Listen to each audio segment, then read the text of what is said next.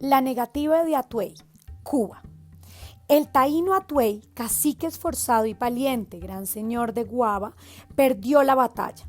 En consecuencia, afrontó la hora definitiva y postrera. El desenlace no lo sorprendió. La suya había sido una guerra desigual contra un dios implacable que desde el primer momento se mostró superior.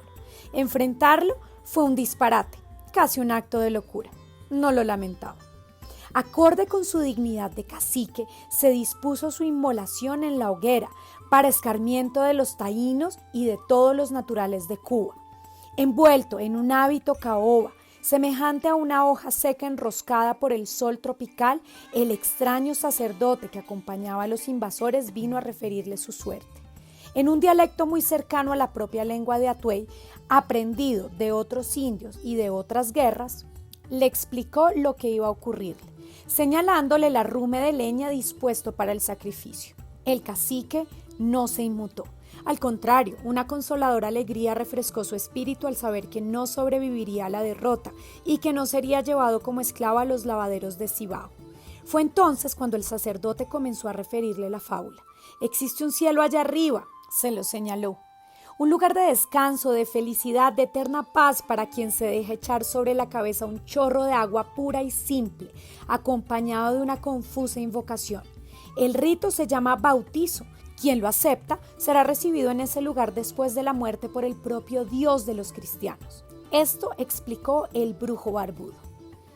Atuey ya conocía a ese Dios, no necesitó averiguar por él ni se sorprendió de que morara en un lugar insólito allá arriba.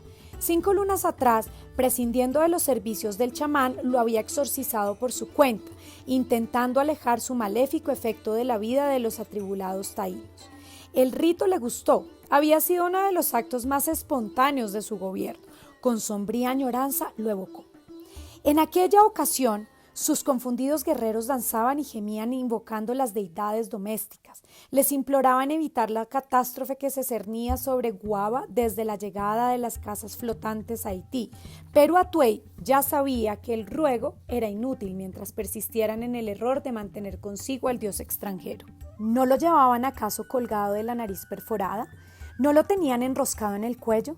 Paciente, aguardó a que la ceremonia ganara en euforia y a que los danzantes se hundieran en esa especie de místico trance en que caían siempre, para escurrirse sigiloso entre los bohíos del pequeño poblado y vaciar en un gran canasto todos los objetos de oro que poseía la tribu. Con la enorme tatabra sobre la cabeza irrumpió en medio de los bailarines que se paralizaron al verlo. Atuey era un gigante majestuoso. Su sola presencia imponía respeto y temor, pero con aquella carga encima parecía un dios colérico a punto de arrojar un peñasco. Sobre el espacio que abrieron los guerreros al retroceder, volcó los objetos dorados. El estropicio metálico asustó todavía más a la enmudecida concurrencia. Nadie entendía de qué se trataba, pero él, señalando las piezas de oro arrumadas a sus pies, declaró: «Guerreros, este es el dios de los invasores. Por tenerlo nos angustian, por él nos persiguen, por su sed asesinan a nuestros padres y hermanos». Sobrecogidos por la presencia del poderoso dios que le descubría a Atuey, los guerreros se postraron con humildad ante la pila de oro. El chamán, interpretando el gesto del cacique como una señal reveladora, inició una altisonante y plañidera oración en donde le solicitaba al dorado metal misericordia para los atribulados taínos, a cambio de lo cual le prometía templos, ofrendas y vírgenes.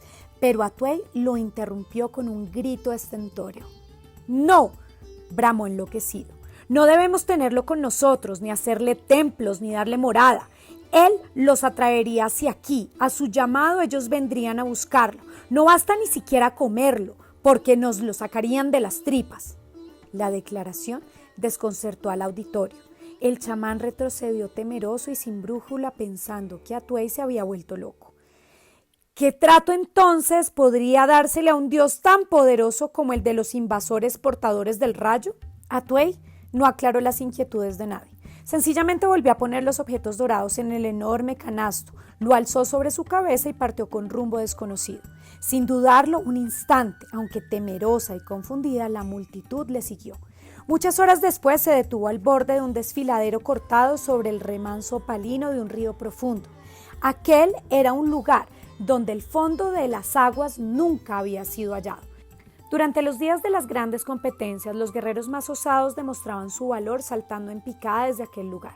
Una que otra vez, alguno de ellos no volvía a emerger.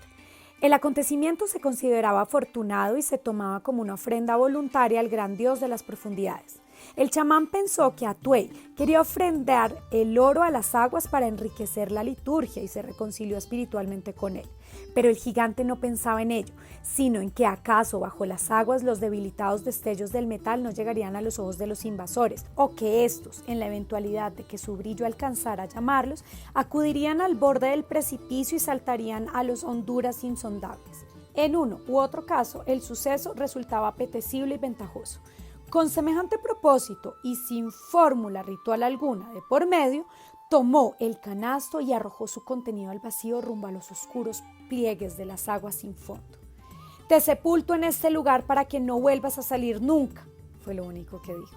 Te sepulto en este lugar para que no vuelvas a salir nunca, repitió la multitud, que secundó el gesto arrancándose toda clase de adornos y lanzándolos al agua.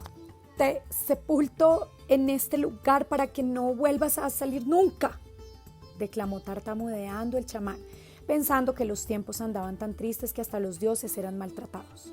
Tras el exorcismo, la tribu retornó a sus labores habituales. Hacía muy poco tiempo, apenas el que se cuenta en acopiar 3 cosechas de maíz y construir un poblado, habitaban los taínos aquella comarca. El avance de los invasores hacia la región de Guava, su residencia en Haití, el estampido estremecedor de las armas de fuego, la presencia sobrecogedora de los enormes cuadrúpedos, la amenaza de los dientes de los mastines carniceros, pero sobre todo la pesadilla de ser llevados como esclavos a los lavaderos de Cibao, les habían forzado a desprenderse de lo suyo y correr como cangrejos asustados hacia el mar. Cuba, la esplendorosa vecina, les ofreció su resguardo. Sus lujuriosas orillas habían sido desde tiempos inmemoriales un centro de esparcimiento para los taínos. Allí celebraban sus competiciones, allí ejercitaban la oratoria poética y ensayaban sus cantos, allí expandían las dotes del espíritu y consumaban sus desposorios respetando una tradición prolongada por siglos. Para que las casas flotantes de los invasores no pudieran interceptarlos, Atuey embarcó su pueblo en la punta de Maisí, donde el paso es solo un juego para las piraguas de 20 remeros. Pero aunque la travesía resultó feliz, los taínos llevaron el miedo consigo. A nadie se le escapaba que las extrañas naves de velas enormes también eran capaces de salvar la distancia que separaba cualquiera de las islas. Sin remedio, arrastraron el miedo hasta Cuba y con él por descuido su oro. Como había mucho por hacer en el nuevo hogar y como el exorcismo de Atuey alivió las tensiones, la tribu retornó a sus trabajos, pero el cacique no la acompañó. Una nueva tormenta había estallado en su alma. De repente, la seguridad de que el dios de los invasores vengaría su destierro le había arrebatado la calma. Fue a sentarse en la playa y permaneció allí 5 lunas seguidas, oteando sin descanso el horizonte del mar. Entretanto, el maíz floreció en las eras, anunciando con sus penachos dorados que la ceremonia de la cosecha estaba cercana. Atuey no puso atención al evento. No se le ocurría otra cosa que acechar el horizonte del mar. La gente empezó a criticarlo. Su ausencia afectaba la normalidad de la vida, la tranquilidad, la esperanza. Una tarde, tras un furtivo consejo, presididos por el acucioso chamán, vinieron a decírselo. Atuey los dejó hablar, aunque no parecía oírlos. Cuando terminaron, señaló con los dedos la negra silueta de una carabela que se mecía ingrávida sobre el horizonte del mar, manchando el disco sangrante del sol que naufragaba en las aguas. Ni siquiera entonces habló, porque no tenía nada que decirles. Cuba, como Haití, era una isla. De allí no había escapatoria. Cuando le resultó inevitable reasumir el mando, dispuso el combate asegurando a su gente que el encarnizamiento era la única forma de vencer, aunque en el fondo solo le embargaba el anhelo de impedir que su pueblo sobreviviera para ser llevado como esclavo a los lavaderos de Cibao. Lo recibirían con una lluvia de flechas a la orilla misma del mar tan pronto pisaran la arena.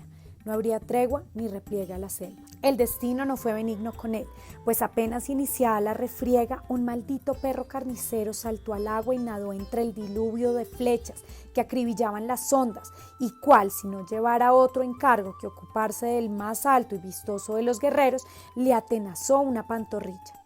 Mientras luchaba por desasirse, arribaron a la orilla los invasores trepados en sus monstruos. Las saetas puntiagudas de los guerreros rebotaban en sus corazas. Los taínos volvieron los ojos asustados hacia Atuey, pero él estaba demasiado ocupado en destrabar las fauces del perro hundidas en sus carnes y no acertó a darles ninguna indicación.